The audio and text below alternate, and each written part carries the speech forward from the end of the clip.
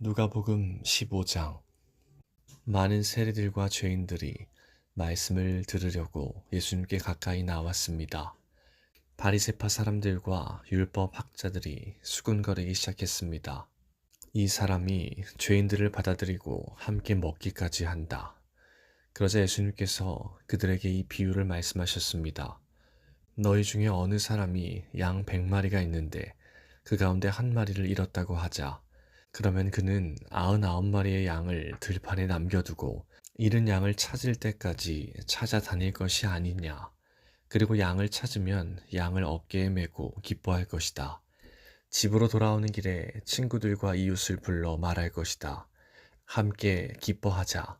잃었던 양을 찾았다. 내가 너희에게 말한다. 하늘에서는 회개할 필요 없는 99명의 의인보다 회개하는 죄인 1명을 두고 더 기뻐할 것이다.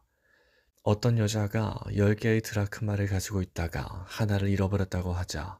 그러면 등불을 켜고 온 집안을 쓸며 찾을 때까지 자세히 뒤지지 않겠느냐. 그러다 찾으면 친구들과 이웃들을 불러 말할 것이다. 나와 함께 기뻐하자. 잃었던 드라크마를 찾았다. 내가 너희에게 말한다. 이처럼 회개하는 죄인 한 사람을 두고 하나님의 천사들이 크게 기뻐할 것이다.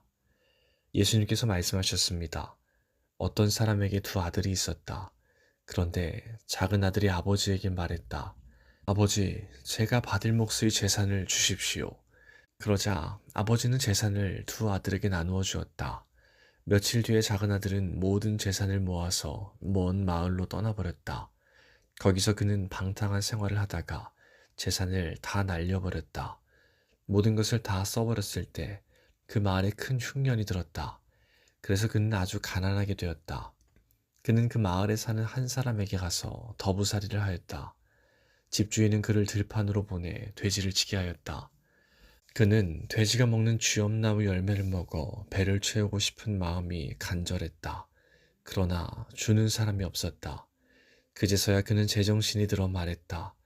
내 아버지의 품꾼들에게는 양식이 풍족하여 먹고도 남는데 나는 여기서 굶어 죽는구나. 일어나 아버지께 돌아가 말해야겠다.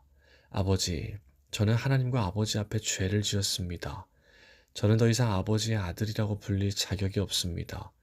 저를 아버지의 품꾼 가운데 하나로 여기십시오.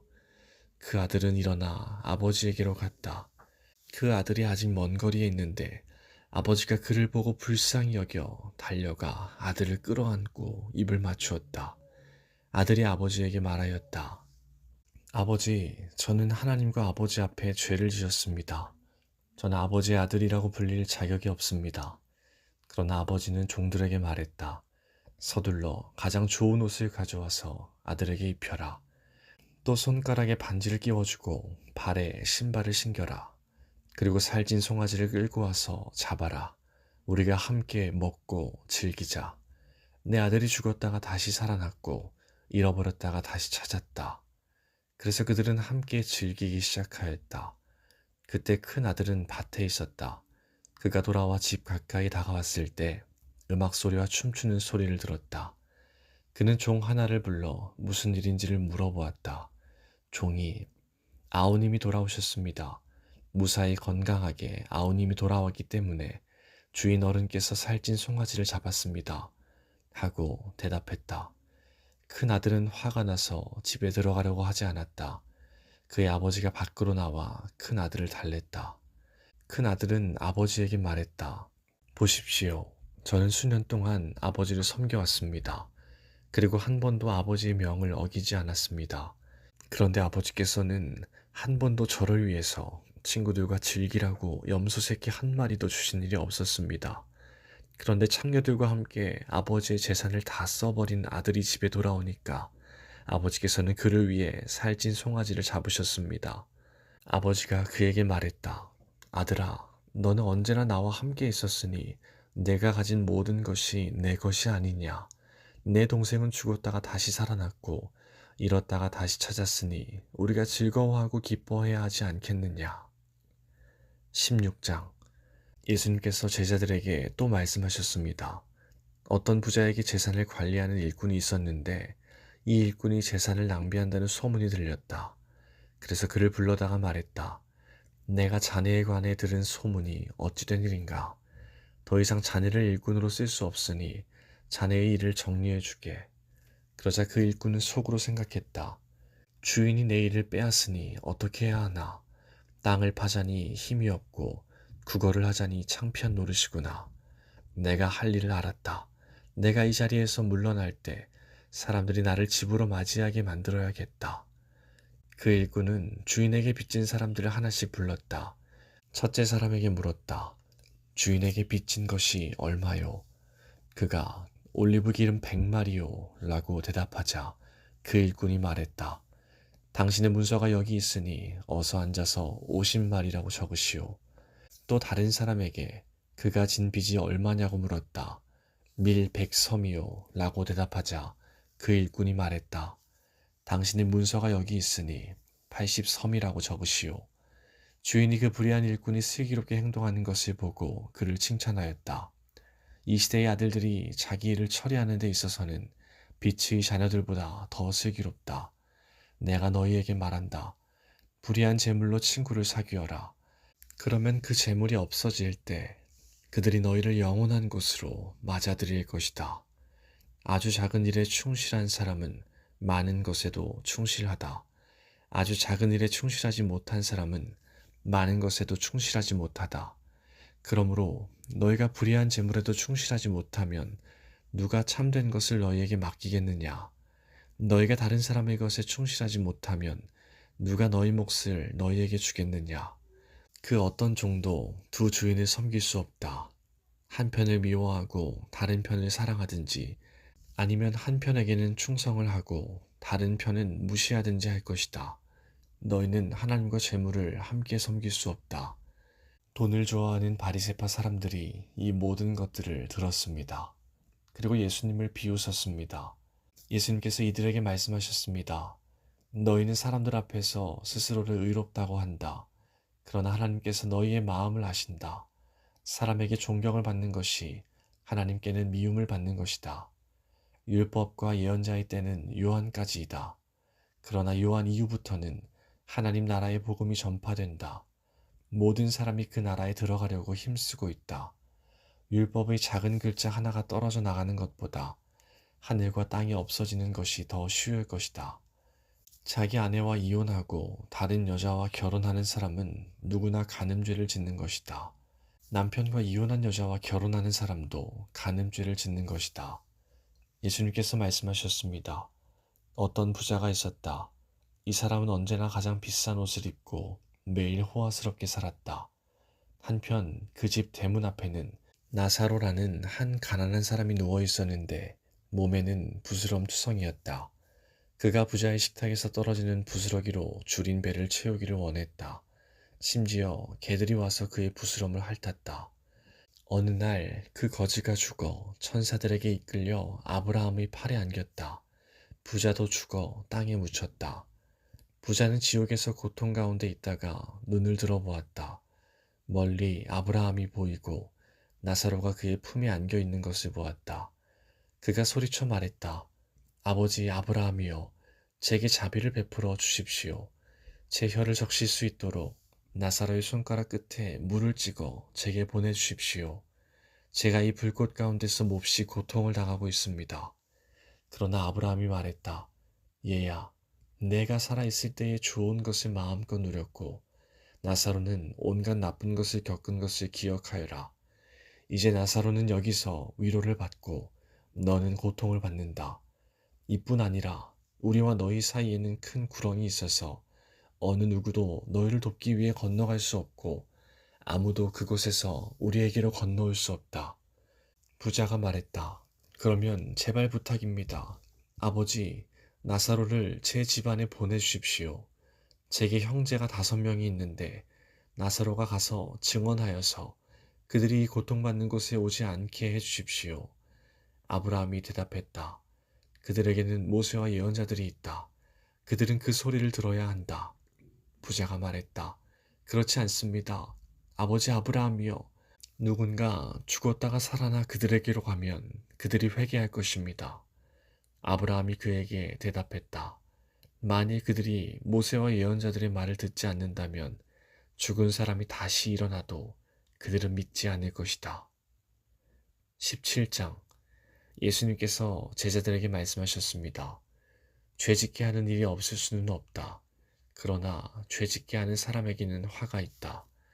어린아이 하나라도 죄짓게 하면 차라리 자기 목에 연자맷돌을 달고 바다에 빠지는 것이 더 나을 것이다. 너희는 조심하여라. 만약 내 형제가 죄를 짓거든 책망하여라. 그러나 회개하거든 용서하여라. 만일 내 형제가 하루에 7번이라도 내게 죄를 짓고 그때마다 돌아와서 잘못했다고 빌면 용서해 주어라. 사도들이 주님께 말했습니다. 우리의 믿음을 더하여 주십시오. 주님께서 말씀하셨습니다. 만일 너희에게 겨자씨 하나 믿음이 있으면 이 뽕나무더러 뿌리째 뽑혀 바다에 심겨라 해도 그것이 내 말에 순종할 것이다. 너희 가운데 밭을 갈거나 양을 치는 일을 맡은 종이 있는데 그가 밭에서 돌아오면 어서 이리 와서 앉아 먹어라 하고 말할 사람이 누가 있겠느냐. 오히려 종에게 너는 내가 먹을 것을 준비하고 내가 먹고 마시는 동안 허리를 동이고 시중 들다가 그 후에 먹고 마시라 하지 않겠느냐. 시키는 대로 했다고 해서 주인이 종에게 고맙다고 하겠느냐. 이와 같이 너희도 명령받은 것을 다 행하고 나서 우리는 가치 없는 종입니다. 우리는 그저 해야 할 일을 했을 뿐입니다. 라고 말해야 할 것이다. 예수님께서 예루살렘으로 가시는 길에 사마리아와 갈릴리 사이를 지나시게 되었습니다. 예수님께서 어떤 마을에 들어가시다가 10사람의 문둥병 환자를 만났습니다. 그들은 멀리 서서 목소리를 높였습니다. 예수 선생님, 우리에게 자비를 베풀어 주십시오. 예수님께서 그들을 보시고 제사장에게 가서 너희 몸을 보여라 하고 말씀하셨습니다. 그들은 가는 도중에 몸이 깨끗하게 되었습니다. 그들 가운데 하나가 자기가 나은 것을 보고 돌아와서 큰 소리로 하나님께 영광을 돌렸습니다. 그리고 예수님의 발 앞에 엎드려 감사를 드렸습니다. 그는 사마리아 사람이었습니다. 예수님께서 말씀하셨습니다. 10사람이 다 깨끗하게 되지 않았느냐? 그런데 9은 어디 있느냐? 이 이방인 외에는 하나님께 영광을 돌리러 돌아온 사람이 없단 말이냐? 그리고 그에게 말씀하셨습니다. 일어나 가거라. 내 믿음이 너를 낫게 하였다. 바리새파 사람들이 하나님 나라가 언제 오는지에 대하여 물으니 예수님께서 대답하셨습니다. 하나님 나라는 볼 수 있는 모습으로 오는 것이 아니다. 또 보아라. 하나님 나라가 여기 있다. 저기 있다. 라고 말할 수도 없다. 왜냐하면 하나님 나라가 너희 가운데 있기 때문이다. 예수님께서 제자들에게 말씀하셨습니다. 너희가 인자의 날을 단 하루만이라도 보고 싶어 해도 보지 못할 때가 올 것이다. 또 사람들이 보아라 여기 있다 저기 있다 하여도 너희는 그들을 따라 나서거나 찾지 마라. 마치 번개가 하늘 이편에서 번쩍하여 하늘 저편까지 비치듯이 인자도 자기의 날에 그와 같을 것이다. 그러나 인자가 먼저 많은 고난을 당하고 이 세대 사람들에게 배척을 받아야 한다. 마치 노아의 시대처럼 인자의 날도 그와 같을 것이다. 노아가 배에 들어가는 날까지 사람들은 먹고 마시며 장가가고 시집을 갔다. 그러다가 홍수가 나서 그들을 모두 멸망시켰다. 롯의 시대에도 이와 같은 일이 있었다. 사람들이 먹고 마시며 사고 팔고 심고 집을 지었다. 그러나 롯이 소돔을 떠나던 날 하늘에서 불과 유황이 비 오듯이 쏟아져 모두 멸망당하고 말았다. 인자가 나타나는 날에도 바로 그와 같을 것이다. 그날의 지붕 위에 있는 사람은 집 안에 있는 물건을 가지러 내려가지 마라. 들에 있는 사람도 돌아가지 마라. 롯의 아내를 기억하여라. 누구든지 자기의 생명을 지키려고 하는 사람은 잃을 것이다.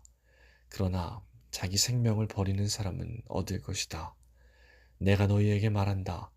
그날에 두 사람이 한 자리에 누워 있을 것이나 하나는 데려가고 하나는 남겨둘 것이다. 두 여자가 같은 곳에서 함께 맷돌을 갈고 있을 것이나 하나는 데려가고 하나는 남겨지게 될 것이다. 그때 제자들이 대답했습니다. 주님, 어디에서 그런 일이 일어나겠습니까? 예수님께서 제자들에게 시체가 있는 곳에는 독수리들이 모인다. 라고 말씀하셨습니다. 18장. 예수님께서 언제나 기도하고 희망을 잃지 말아야 할 것을 가르치시기 위해 제자들에게 비유를 말씀하셨습니다. 어떤 마을에 하나님을 두려워하지 않고 사람들을 무시하는 재판관이 있었다. 그 마을에 과부가 한 명 있었다. 그는 재판관을 찾아가서 말하였다. 내 원수를 갚아 주십시오. 그 재판관은 한동안 그의 간청을 들어주려고 하지 않았다. 그러나 얼마 후에 속으로 중얼거렸다. 내가 하나님을 두려워하지 않고 사람을 무시하지만 이 과부가 나를 귀찮게 하니 그의 간청을 들어주어야겠다. 그렇지 않으면 계속 와서 나를 괴롭힐 것이다. 주께서 말씀하셨습니다. 이 불의한 재판관이 말한 것을 들으라. 하나님께서 밤낮 부르짖는 하나님의 선택된 백성들의 간청을 듣지 않으시고 오랫동안 미루시겠느냐? 내가 너희에게 말한다. 하나님께서 속히 그의 백성들에게 정의를 베푸실 것이다. 그러나 인자가 올 때 이 세상에서 이 믿음을 발견할 수 있겠느냐? 자기가 의롭다고 생각하고 다른 사람을 멸시하는 사람들에게 예수님께서 이런 비유를 말씀하셨습니다. 두 사람이 기도하려고 성전에 올라갔는데 하나는 바리새파 사람이고 하나는 세리였다. 바리새파 사람이 서서 이렇게 기도하였다. 하나님, 저는 다른 사람, 즉 사기꾼, 죄인, 간음을 행하는 자와 같지 않고 이 세리와 같지 않은 것에 감사를 드립니다. 저는 일주일에 2번씩 금식하며 모든 수입의 11조를 바칩니다. 한편 세리는 멀리 서서 감히 눈을 들어 하늘을 보지도 못하고 다만 가슴을 치며 말했다. 하나님, 이 죄인을 불쌍히 여겨 주십시오. 내가 너희에게 말한다. 이 사람이 저 바리새파 사람보다 의롭다는 인정을 받고 집으로 돌아갔다. 누구든지 자기를 높이는 사람은 낮아지고 자기를 낮추는 사람은 높아질 것이다. 사람들이 예수님께서 만져주시기를 원하여 어린 아이들을 데리고 왔습니다. 제자들이 이를 보고 그들을 꾸짖었습니다. 그러나 예수님께서 그들을 부르시고 말씀하셨습니다. 어린 아이들이 내게로 오는 것을 막지 마라. 하나님 나라는 이런 어린 아이들의 것이다. 내가 진정으로 너희에게 말한다.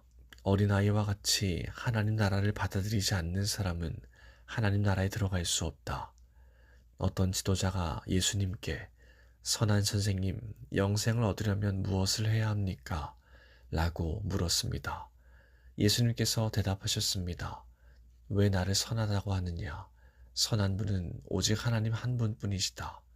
너는 계명들을 알고 있다. 간음하지 마라. 살인하지 마라. 도둑질하지 마라. 거짓 증언하지 마라. 내 아버지와 어머니를 공경하여라. 그가 대답했습니다. 이 모든 것을 저는 어려서부터 다 지켜왔습니다. 예수님께서 이 말을 들으시고 그에게 말씀하셨습니다. 내게 아직도 부족한 것이 하나 있다. 내 재산을 다 팔아 가난한 사람들에게 나누어 주어라. 그러면 하늘에서 보화를 얻을 것이다. 그리고 와서 나를 따르라. 이 말씀을 듣고 그는 몹시 근심하였습니다. 왜냐하면 그는 큰 부자였기 때문입니다. 예수님께서 그를 보시며 말씀하셨습니다. 부자가 하나님 나라에 들어가는 것이 참으로 어렵다. 부자가 하나님 나라에 들어가는 것보다 낙타가 바늘구멍으로 지나가는 것이 더 쉽다. 사람들이 이 말씀을 듣고 말했습니다. 그렇다면 누가 구원받을 수 있겠습니까? 예수님께서 말씀하셨습니다. 사람으로는 할 수 없는 것을 하나님께서는 하실 수 있다. 그때 베드로가 말했습니다. 우리는 모든 것을 버리고 주님을 따랐습니다. 예수님께서 제자들에게 말씀하셨습니다. 내가 진정으로 너희에게 말한다. 하나님 나라를 위해 집이나 아내나 형제나 부모나 자녀를 버린 사람은 이 세상에서 여러 배로 받을 것이요. 또한 오는 세상에서 영생을 얻을 것이다. 예수님께서 12제자를 따로 부르시고 말씀하셨습니다. 보아라, 우리는 예루살렘으로 올라간다. 인자에 대하여 예언자들이 기록한 모든 일이 이루어질 것이다. 인자가 이방인들에게 넘겨져 조롱을 당하고 모욕을 당하며 침뱉음을 당할 것이다.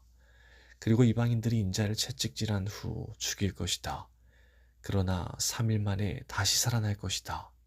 그러나 제자들은 이 말씀을 하나도 이해하지 못하였습니다. 이 말씀의 뜻이 감추어져 있어서 제자들은 예수님이 하시는 말씀을 이해하지 못하였습니다. 예수님께서 여리고에 가까이 가셨을 때였습니다. 어떤 보지 못하는 사람이 길가에 앉아 구걸하고 있었습니다. 많은 사람들이 지나가는 소리를 듣고 그가 무슨 일인지 물었습니다. 사람들이 나사렛 예수님이 지나가신다고 말해 주었습니다. 그러자 그는 큰 소리로 외쳤습니다. 다윗의 자손 예수님, 제게 자비를 베풀어 주십시오. 앞서가던 사람들이 그를 엄히 꾸짖으며 조용히 하라고 했습니다. 그러나 그는 더 큰 소리로 외쳤습니다. 다윗의 자손이여, 제게 자비를 베풀어 주십시오. 예수님께서 걸음을 멈추시고 그를 데려오라고 명하셨습니다. 그가 가까이 왔을 때 예수님께서 물으셨습니다. 무엇을 해주기를 원하느냐? 그러자 그가 대답하였습니다. 주님, 다시 보기를 원합니다. 예수님께서 그에게 말씀하셨습니다. 눈을 떠보아라. 내 믿음이 너를 낫게 하였다. 그 즉시 그가 눈을 뜨고 예수님을 따르며 하나님께 영광을 돌렸습니다. 모든 사람들이 이것을 보고 하나님께 찬양을 드렸습니다. 19장. 예수님께서 여리고에 들어가 거리를 지나시는 중이었습니다. 여리고에는 삭개오라는 사람이 있었습니다. 그는 세리장이었고 부자였습니다. 삭개오는 예수님이 어떤 분인지 보려고 하였으나 사람들 때문에 볼 수 없었습니다. 그는 키가 작았던 것입니다. 그는 예수님을 보려고 앞서 달려가서 뽕나무에 올라갔습니다. 왜냐하면 예수님께서 그 길을 지나실 것이었기 때문입니다. 예수님께서 그곳에 이르러 위를 쳐다보시고 삭개오에게 말씀하셨습니다. 삭개오야, 어서 내려오너라. 오늘 내가 내 집에서 묵어야 하겠다. 삭개오가 빨리 내려와 예수님을 기쁘게 맞이했습니다. 사람들은 이것을 보고 모두 수군거렸습니다. 저 사람이 죄인의 집에 묵으려고 들어갔다. 삭개오가 서서 주님께 말씀드렸습니다. 주님, 제 재산의 절반을 가난한 사람들에게 주겠습니다. 그리고 제가 남의 것을 속여 얻은 것이 있으면 4배로 갚겠습니다. 예수님께서 삭개오에게 말씀하셨습니다. 오늘 이 집에 구원이 찾아왔다. 이 사람도 아브라함의 자손이다. 인자는 잃어버린 사람을 찾아 구원하러 왔다. 사람들이 예수님의 말씀을 듣고 있을 때 예수님께서 비유를 들어 말씀해 주셨습니다. 이 비유를 드신 것은 예수님께서 예루살렘에 가까이 오셨으므로 사람들이 곧 하나님 나라가 나타날 것으로 생각하였기 때문입니다. 예수님께서 말씀하셨습니다. 어떤 귀족이 왕위를 받아오려고 먼 나라로 가게 되었다. 그는 10명의 종을 불러 한 문화씩 10문화의 돈을 나누어 주면서 말했다. 내가 돌아올 때까지 장사를 하여라. 그러나 그의 백성들은 그를 미워하여 밀사를 뒤따라 보내어 왕위를 줄 사람에게 말을 전하였다. 우리는 이 사람이 우리의 왕이 되는 것을 원하지 않습니다. 그러나 그 귀족은 왕위를 받아가지고 돌아와서 돈을 맡겼던 종들을 불러 장사를 어떻게 했는지 알아보려고 하였다. 첫 번째 종이 와서 말했다. 주인님, 주인님의 한 문화로 10문화를 만들었습니다. 왕이 그에게 말했다. 잘하였다, 착한 종아. 내가 아주 작은 일에 충실하였으니 내게 10마을을 맡기겠다. 두 번째 종도 와서 말했다. 주인님, 주인님의 한 문화로 5문화를 만들었습니다. 왕이 그에게도 말했다. 내게는 5마을을 맡기겠다. 그런데 또 다른 종이 와서 이렇게 말하였다. 주인님, 주인님의 돈을 보십시오. 내가 이것을 수건에 싸두었습니다. 주인님은 엄하신 분이라 제가 주인님을 두려워하여 그렇게 했습니다. 주인님은 맡기지 않은 것을 가져가고 심지도 않은 것을 거두어 들이십니다. 그러자 주인이 그에게 말하였다. 이 악한 종아, 내가 한 말로 너를 판단하겠다. 너는 내가 맡기지 않은 것을 가져가고 심지도 않은 것을 거둬들이는 엄한 사람으로 알았느냐? 그렇다면 왜 내 돈을 은행에 맡기어 내가 돌아왔을 때 이자와 원금을 받게 하지 않았느냐? 그리고서 주인은 곁에 선 사람들에게 말했다. 저에게 있는 문화를 빼앗아 10문화 가진 사람에게 주어라. 그러자 사람들이 말했다. 주인님, 그에게는 이미 10문화가 있습니다. 내가 너희에게 말한다. 있는 사람은 더 받을 것이고 없는 사람은 있는 것마저 빼앗길 것이다. 그리고 내가 왕이 되는 것을 원치 않던 내 원수들을 끌어다가 내 앞에서 죽여라. 예수님께서 이 말씀을 하시고 앞장서서 예루살렘을 향해 올라가셨습니다. 올리브산 근처에 있는 벳바게와 베다니에 이르렀을 때였습니다. 예수님께서 두 제자를 보내셨습니다. 그리고 말씀하셨습니다. 맞은편 마을로 가거라. 그곳에 들어가면 아무도 타보지 않은 나귀 새끼 한 마리가 매어 있는 것을 볼 것이다. 그것을 풀어 이리 끌고 오너라. 만일 누가 왜 나귀를 푸시오? 하고 묻거든 주님께서 필요하시답니다. 라고 말하여라. 보냄을 받은 제자들이 가보니 예수님께서 말씀하신 대로 나귀 새끼를 발견했습니다. 그들이 나귀 새끼를 풀자 주인이 그들에게 물었습니다. 왜 나귀 새끼를 푸시오? 제자들이 대답했습니다. 주님께서 필요하시답니다. 제자들이 나귀를 예수님께 끌고 와서 자기들의 겉옷을 벗어 나귀의 등에 펴고 예수님을 태웠습니다. 예수님께서 가실 때에 사람들이 겉옷을 벗어 길에 펼쳤습니다. 예수님께서 올리브산 비탈길 가까이 오셨을 때 모든 제자들이 기뻐하며 큰 소리로 하나님을 찬양하였습니다. 그것은 이들이 여러 가지 기적을 목격했기 때문입니다. 주님의 이름으로 오시는 왕에게 복이 있다. 하늘에는 평화, 가장 높은 곳에는 영광. 그러자 사람들 사이에 있던 몇몇 바리새파 사람들이 예수님께 말했습니다. 선생님, 제자들을 꾸짖으십시오.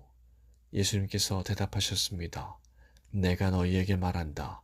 이 사람들이 잠잠하면 돌들이 소리를 지를 것이다.